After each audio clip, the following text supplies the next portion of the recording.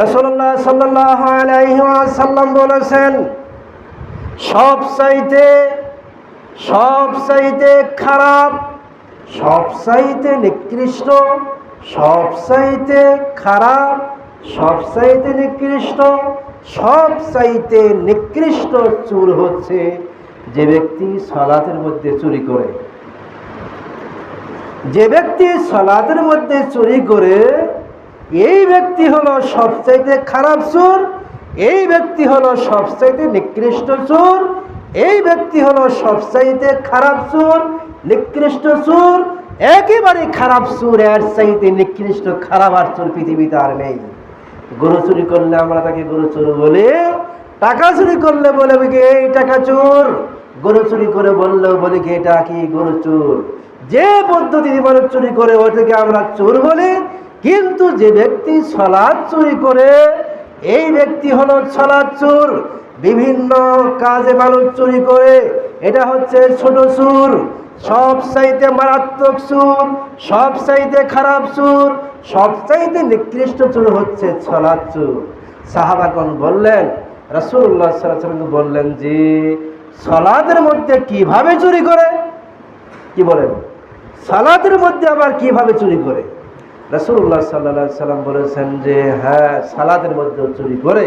রাসূলুল্লাহ সাল্লাল্লাহু আলাইহি ওয়াসাল্লাম বলেছেন, এই সালাত চোরকে কিভাবে চেনা যাবে? রাসূলুল্লাহ সাল্লাল্লাহু আলাইহি ওয়াসাল্লামকে জিজ্ঞাসা করলেন যে টাকা চুরি করলে তাকে চেনা যায়, গরু চুরি করলে তাকে চেনা যায়, বিভিন্ন চোরকে চেনা যায়, কিন্তু সালাত চোরকে কিভাবে চিনব? রাসূলুল্লাহ সাল্লাল্লাহু আলাইহি ওয়াসাল্লাম বলেছেন, হ্যাঁ, সালাত চোরকে তোমরা চিনতে পারবে কিভাবে? দেখো দেখো দেখো দেখো, ওই যে সালাত চোর, যে ব্যক্তি সালাতের মধ্যে খুব তাড়াহুড়া করে, খুব কি করে? তাড়াহুড়া করে সালাত আদায় করে, রুকু সিজদা তাড়াতাড়ি করে, রুকু সিজদা তাড়াতাড়ি করে, ওটাকেই বলা হচ্ছে সবচাইতে, উনি হলো সবচাইতে খারাপ চোর। যে ব্যক্তি সালাতের মধ্যে তাড়াতাড়ি করে, ওটা হচ্ছে চোর, সালাত চোর। যে ব্যক্তি সালাতের মধ্যে রুকু সিজদা তাড়াতাড়ি করে, তাহলে তুমি দেখে নিবা যে ওটাই হলো সবচাইতে খারাপ চোর, সবচাইতে নিকৃষ্ট চোর। তাহলে রুকু সিজদা সালাত ধীর গতিতে হবে, রুকুতে দেরি করতে হবে, রুকু থেকে সোজা হয়ে দাঁড়িয়ে দেরি করা ফরজ, রুকুতে দেরি করা ফরজ। রুকু থেকে দাঁড়িয়ে অর্থাৎ তাদিল আরকান, আরকান হাকাম 13টি ফরজ রয়েছে। এই 13টি ফরজের মধ্যে রুকুতে দেরি করা ফরজ।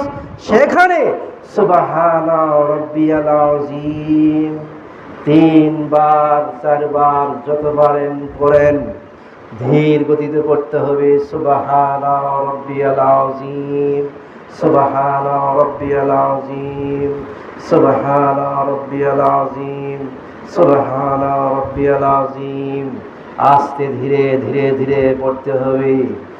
এরপরে সামি আল্লাহু লিমান হামিদা বলে সোজা হয়ে দাঁড়াতে হবে, যাতে তার হাড়গুলি সোজা জায়গায় পৌঁছে যায়।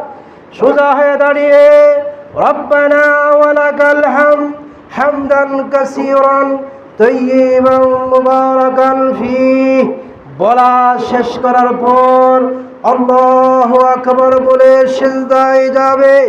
সিজদা গিয়ে ধীর গতিতে বলবে সুবহানা রাব্বিয়াল আ'লা, সুবহানা রাব্বিয়াল আ'লা, সুবহানা রাব্বিয়াল আ'লা।